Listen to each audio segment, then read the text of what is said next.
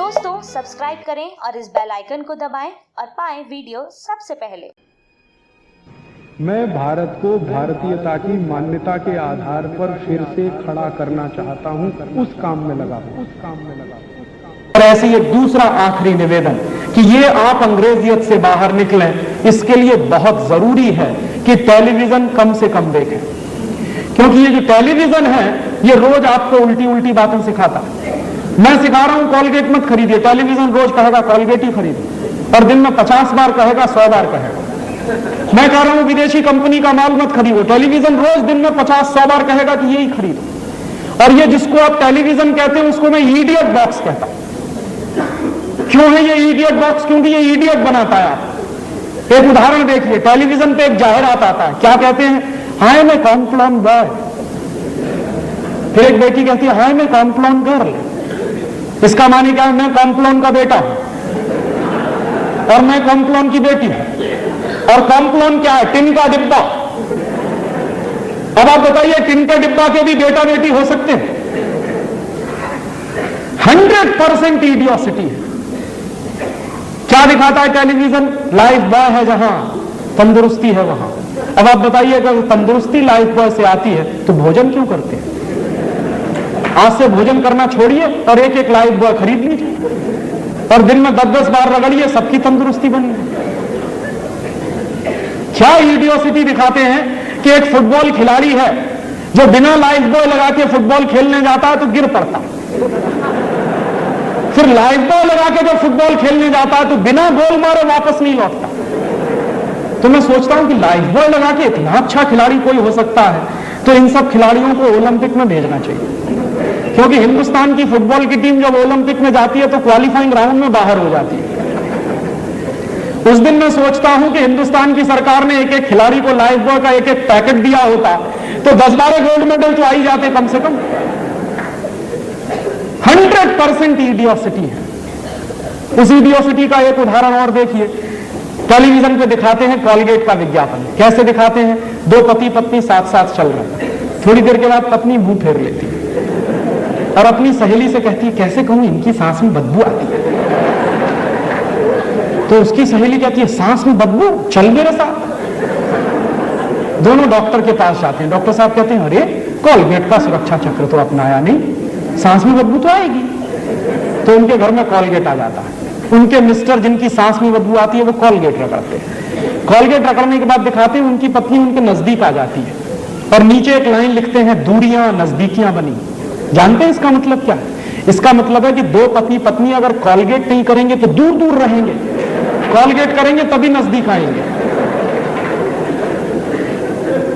अब आप बताइए, भारतीय संस्कृति में कहते हैं कि पति पत्नी का रिश्ता परस्पर प्रेम, परस्पर विश्वास, परस्पर सद्भाव पर टिका होता है। अब ये इडियट बॉक्स कह रहा है नहीं, कॉलगेट टेस्ट पर टिका हुआ। इसलिए ये इडियट बॉक्स है। और ये इडियट बॉक्स क्यों है? अभी आपने कहा तो मुझे याद आ गया, एक विज्ञापन आता है टेलीविजन पे, घर की बढ़े शान पड़ोसी की जले जान।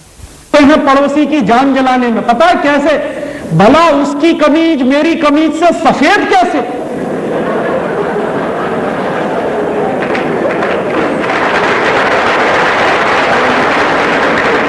हमारी पूरी जिंदगी इसी में घनचक्कर हो गई कि भला उसकी कमीज मेरी कमीज से सफेद कैसे?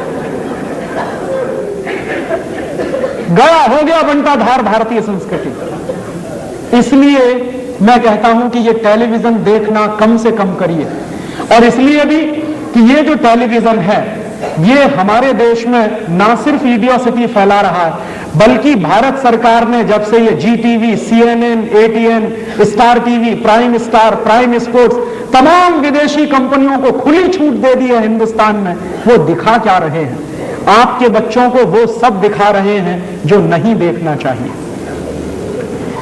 आपके बच्चे बैठते हैं ATN पर, रात दिन गाने सुनते हैं। क्या गाने सुनाते हैं? चोली के पीछे क्या है? चीज बड़ी है मस्त मस्त। अब आप बताइए कि आपका 3 साल का बच्चा, 4 साल की बेटी, 5 साल के बच्चे रोज रोज ऐसे ही गाने सुने और रोज रोज ऐसी ही चीजें देखें तो जरा सोचिए कि वो क्या बनेंगे। क्योंकि दुनिया भर के वैज्ञानिक एक ही बात कहते हैं कि बच्चे जो देखते हैं, जो सुनते हैं, वही करते हैं फिर। तो रात दिन आपके बच्चे अगर ऐसे ही गंदे गंदे गीत सुनेंगे, ऐसे ही गंदे गंदे सीरियल देखेंगे, जरा बताइए तो सही कि टेलीविजन के सीरियल्स कैसे हैं।